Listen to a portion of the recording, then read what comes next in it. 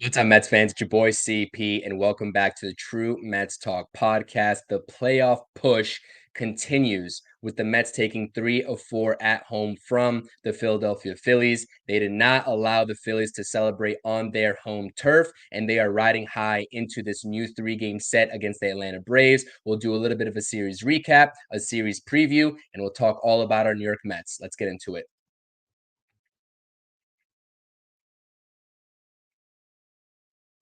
All right, before we dive deep into this video, please hit that thumbs up if you are watching this. Please hit that subscribe button as well. And Mets fans, whether you're subscribed or not, hit the comment section down below and let me know what you all think about our New York Mets right now. They improved to 87 and 69 after a crazy 2-1 victory on Sunday Night Baseball against the Philadelphia Phillies in Game 4. This was a testament to how gritty, right? This entire series was a testament to how gritty this New York Mets team is. They are resilient and they get contributions from everybody. And you saw that both on the pitching side, outside of David Peterson and Adam Ottavino, and also the offensive side outside of really Game 2 in general. But Luis Severino gets the Mets going in Game 1 in this 10-6 victory, providing 6 runs or 6 innings pitched of only 3 earned run baseball. The offense gets it done early and often. Mark Vientos, Pete Alonso is a back and forth game, but finally Brandon Nimmo helps the New York Mets separate themselves, and the rest was history. Obviously, in Game 2, after an electric first inning by David Peterson and a leadoff home run by Jose Iglesias, nothing went right for the New York Mets. Mendoza pulls the plug on David Peterson early, puts in Adam Ottavino, trying to hold that deficit to 3 runs, and Adam Ottavino makes things 100 times worse. And obviously, the Phillies go on to win 12-2. Who better to put out there on the mound in a must win at that point, in my humble opinion, right? Game for the New York Mets in Game 3, then Sean Manaea.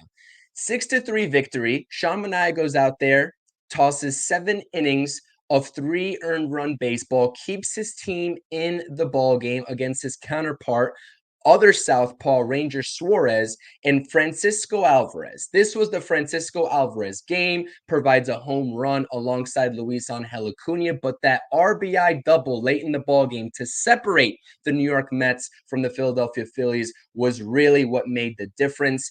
Edwin Diaz gets the 4-out save in Game 3, and the Mets are riding high, trying to take the series in Game 4. Sunday Night Baseball, national television, the bright lights of national TV and Citi Field. The crowd was absolutely rocking. Us Mets fans had to endure the Sunday Night Baseball broadcast booth, but that's okay, because guess what? Tyler McGill tosses 4 innings of 1 earned run baseball, keeps his offense in the game. The bullpen does their thing. Tyrone Taylor comes through to even the ball game against Zach Wheeler, and Brandon Himmo, doing the dab on them with Jesse Winker. He puts the Mets ahead with a solo home run late in the ball game, and that guy, Edwin Diaz, 10 outs across the last 2 games, a 6-out save, a 4-out save in Game 3, and then a 6-out save in Game 2. That is 10 outs across 2 nights for Edwin Diaz. He is providing the Mets with elite production right now. And even Carlos Mendoza said it is big boy time. And we've been saving Edwin Diaz for the most part, right? Coming off that injury that kept him out all of last year. But it is go time, and Edwin Diaz is going to have a tremendous and huge impact wherever he can for this team down the stretch. You see these other guys here having a tremendous series. Again, Brandon Nimmo, 4 of 17 with 6 RBIs. Francisco Alvarez went 3 of 9 in this series, also with 6 RBIs. And Jose Iglesias. What more do we have to say about Jose Iglesias, Mr. OMG himself? 8 of 18 this series, and he's riding a 16-game hit streak into the Tuesday night matchup against the Atlanta Braves. And the Mets record, the best in all the MLB in the month of September at 15-5. This team is clicking at the right time, and they just took a series from the best team in baseball record-wise without their MVP caliber shortstop, Luis Angel Acuna, filling in at shortstop for Francisco Lindor, goes 4 of 14 with a couple RBIs in this series. He has been playing tremendous on both sides of the baseball for the New York Mets ever since his call-up. But we have to talk about Tyrone Taylor. In the month of September, Tyrone Taylor's timely production. A lot of T's here with Tyrone Taylor. TTT, timely Tyrone Taylor. In the month of September, you see the stats here from Tyrone Taylor. He's hitting 353, on base percentage at 450, and his OPS is over 1,000. He is 9 of his last 20, and he is absolutely raking for the New York Mets. He obviously gets that crucial hit against Zach Wheeler in game 3 or in game 4 on Sunday Night Baseball. Obviously, Zach Wheeler is in the Cy Young discussion. Tyrone Taylor with a 2-out single, and the Mets tie up the ball game, and obviously the rest was history with Brandon Nimmo's home run. But Tyrone Taylor's been doing it on both sides of the ball. I dropped my standalone player spotlight video on Tyrone Taylor. I don't have to go too much into this because I already did in that video. I'll link it in the description down below if you all somehow missed it. But there is no way that Carlos Mendoza can take Tyrone Taylor out of this lineup as this season kind of winds down and there's 6 left to play. So please do expect a lot more of Tyrone Taylor, especially in these next 2 series against Atlanta and Milwaukee, his former team. But let's talk about this Atlanta series. And I hope that, everything is good in terms of the weather. I hope everybody down there is going to stay safe because there is some weather forecast that's not looking too great. There's a cyclone that's right now in the Caribbean heading its way up into Florida. So hopefully, everybody's good, everybody's staying safe, and hopefully we can see some of these games come to fruition because I don't know what the MLB would do in terms of the scheduling if, any of these games, let alone 2 or even the whole series was postponed. Hopefully we don't get to that point at all.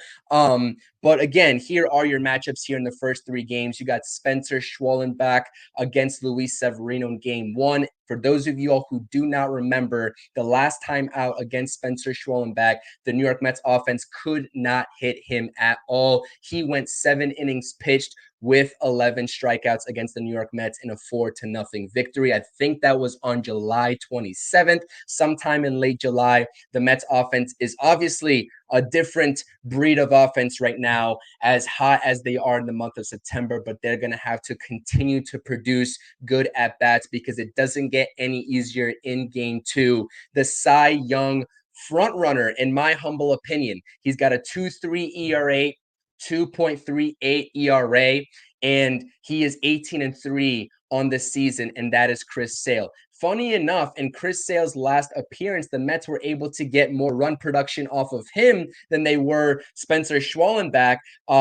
Chris Sale went 7 1/3 innings pitched, giving up 2 earned runs in what was a Mets victory in 10 innings of baseball. I believe that was on July 26th. There was a late July series between these 2 teams. But again, this pitching matchup we've seen, and we'll talk about this here in just a second because all eyes are on the New York Mets as they head to Truist Park, where it's been a house of horrors in Atlanta ever since that ballpark opened up in 2017 for the New York Mets. We'll get into that in just a second. And obviously, Max Fried, who's been a staple in the Braves rotation, has great numbers against the New York Mets in his career as an Atlanta Brave, is going up against Sean Manaea, the New York Mets ace, in game 3. Quite simple. The stakes are already set, right? We all know that the New York Mets are tied at this very moment as I'm recording this before the Diamondbacks play the Giants on Monday night, this off day, right? This episode, by the way, is not going to get released until Tuesday morning, and I'm recording this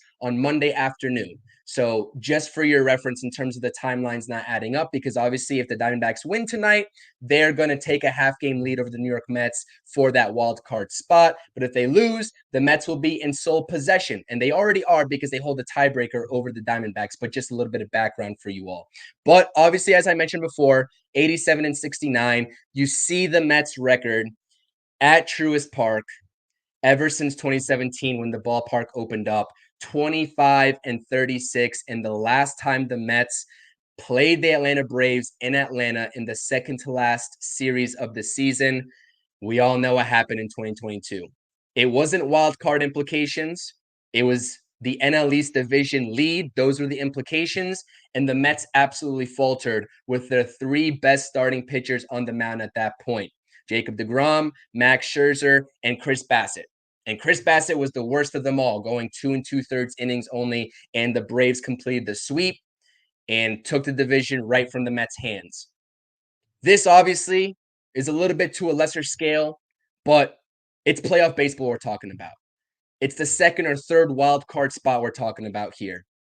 This is revenge time for the New York Mets.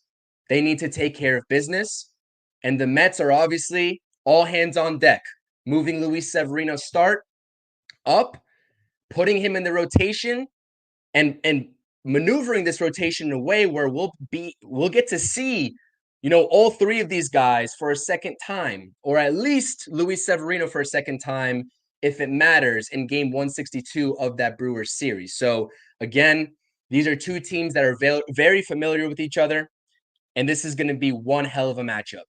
Again, hopefully the weather holds off. Hopefully we're not talking about any cancellations or any postponements, because that's when it gets messy in terms of the scheduling of it all. But this is right in front of the New York Mets. They control their own destiny. They don't need to rely on anybody else to make the playoffs. Take 2 of 3 against the Atlanta Braves, and you clinch a playoff berth. Let's go Mets. It's your boy CP with another series review and preview. We are here, and it is time, New York Mets fans. Let's get it done. Catch you all on the next pregame show and postgame show. Rob and I got you covered. Subscribe, hit that thumbs up, and I'll see you the next time. Peace. Thank you for watching the True Mets Talk podcast. Make sure you're tapping on that notifications button and checking out all the latest content on the channel. Thank you.